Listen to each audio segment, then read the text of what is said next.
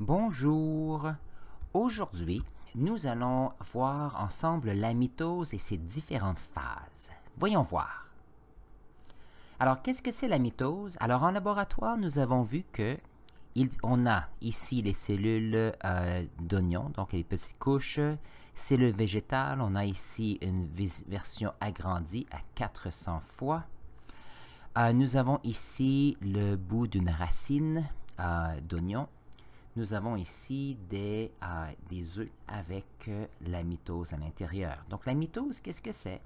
C'est lorsqu'on a une cellule avec de l'information génétique qui donnera deux cellules filles avec l'information génétique nécessaire pour pouvoir créer de nouvelles cellules. Que se passe-t-il? Voilà. Donc, ces deux cellules filles vont nous permettre, après la croissance et le cycle cellulaire, de créer de nouvelles cellules avec des informations génétiques identiques. Continuons. On a vu en classe qu'il y avait des cellules végétales et animales. Les deux ont de l'ADN dans leur noyau. Donc, on peut voir ici le noyau de la cellule végétale et ici, on a le noyau de la cellule animale. Donc, ils ont le même but. Les différences entre les deux types de cellules, c'est bien sûr la vacuole dans la cellule végétale ainsi que les mitochondries et la paroi cellulaire. Donc ici, il y a la paroi cellulaire. Du côté de la cellule animale, la grande différence sont les mitochondries qui produisent l'énergie à partir de l'énergie chimique venant de différentes molécules, par exemple le sucre. Il arrive qu'il y ait quelques mitochondries dans les cellules végétales, mais il y en a très peu, souvent inexistantes à ce que je sais, et donc c'est les grandes différences entre les deux. Alors, ici, pour indiquer qu'est-ce que c'est, on a les cellules, lorsqu'on regarde les différences, parois cellulaires, les chloroplastes, il y a un petit typo, on devrait mettre S ici. Il y a quelques mitochondries et une grosse vacuole, et bien sûr, la vacuole a tendance à avoir de l'eau, possiblement quelques ions polyatomiques dissous, bien sûr. La cellule animale, il y a les grandes quantités de mitochondries dépendant de la fonction du tissu. Bien sûr, si on a des cellules musculaires, comparé à des muscles lisses, il y a bien sûr des différences d'énergie nécessaires pour les faire fonctionner. Maintenant, dans le noyau, que trouvons-nous? Il y a ici un petit dessin où il y a de l'ADN. L'ADN est un code. Donc, c'est un code, je l'ai écrit ici. C'est un code génétique et chaque personne, chaque organisme a son code. Alors, si on regarde les 4 codes importants en ce qui concerne notre ADN, il y a l'adénine et thymine. Ces deux-ci ont tendance à être ensemble, et la cytosine et guanine qui travaillent ensemble. Donc, dans le dessin ici, on peut voir que si j'ai l'adénine et thymine, ils sont des paires ici, ici, ici, et il peut être inversé. Mais ce qui est intéressant, c'est qu'il y a des alternances. Il y a différents groupements qui nous permettent d'avoir un ADN spécifique aux personnes. Oups, voilà.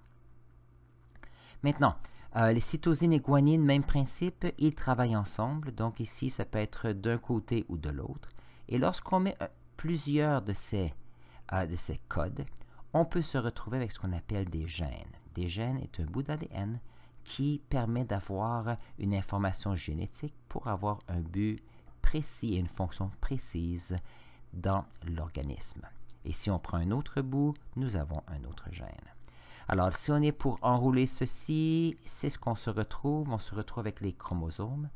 Et souvent, lorsqu'on regarde un chromosome, on va souvent indiquer, par exemple, un chromosome avec des petits bouts, comme ceci. Voyons voir si je n'ai pas une autre couleur. Oups, qu'est-ce que c'est? Non. Pointer, voyons voir. Changeons de couleur. Voyons ça ici. Alors, lorsqu'on regarde des chromosomes, souvent, ils vont indiquer les gènes de cette façon-ci dans le dessin. Okay, retournons à notre... Voyons voir. Quelle couleur que j'avais? J'avais le rouge. Très bien. C'est bon, continuons.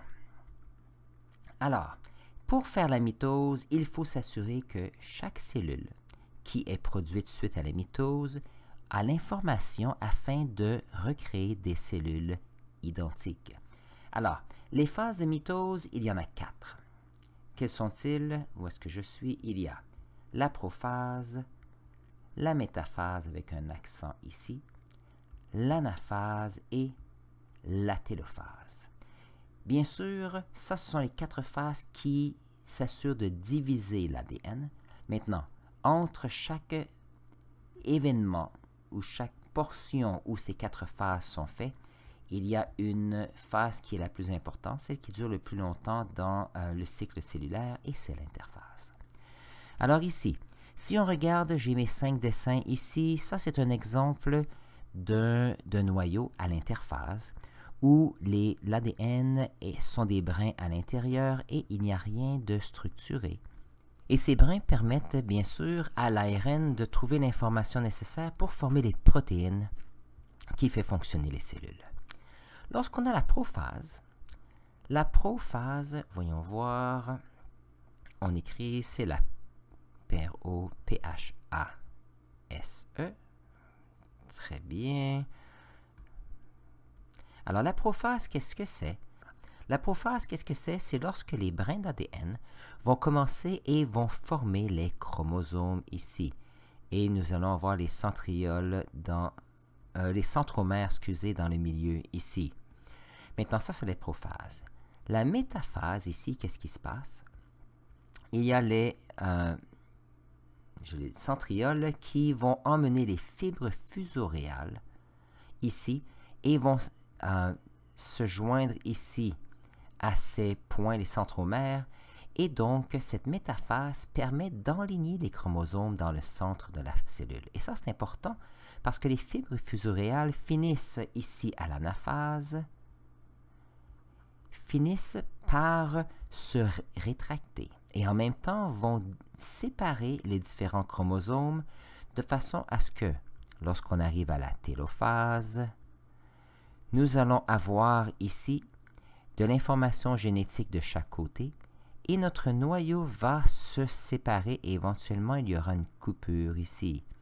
Et on aura donc une cellule avec 2 noyaux et celle-ci avec la cytokinèse va finir par se diviser et obtenir à la fin 2 cellules avec l'information génétique qui permettra de produire 2 cellules identiques.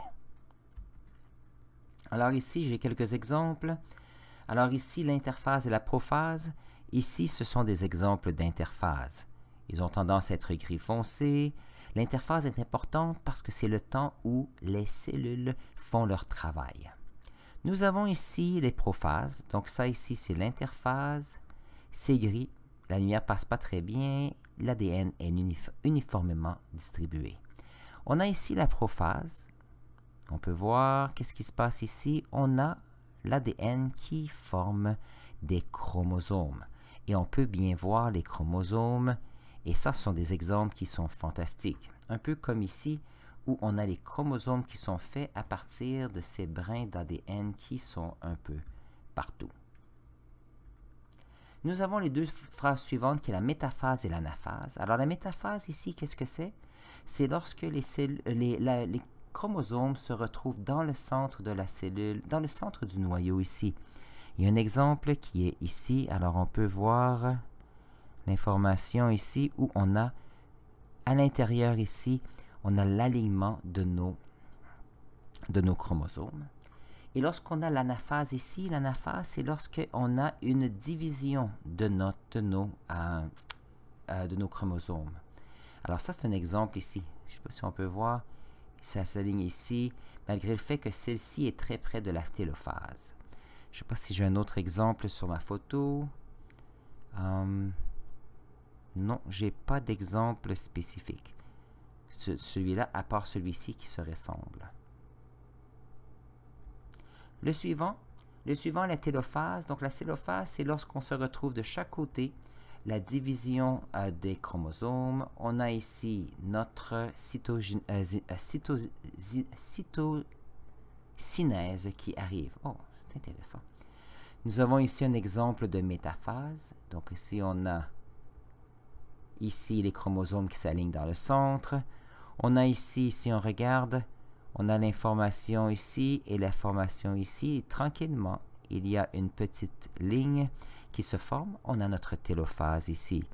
Il y a une autre télophase qui peut arriver ici. Donc on peut voir, on se retrouve avec toute l'information ici et éventuellement ça va se diviser. Ça, bien sûr, c'est mon interprétation de cette photo. Donc on aurait ici des exemples d'interphase. On a métaphase ici. On a de la prophase ici et là.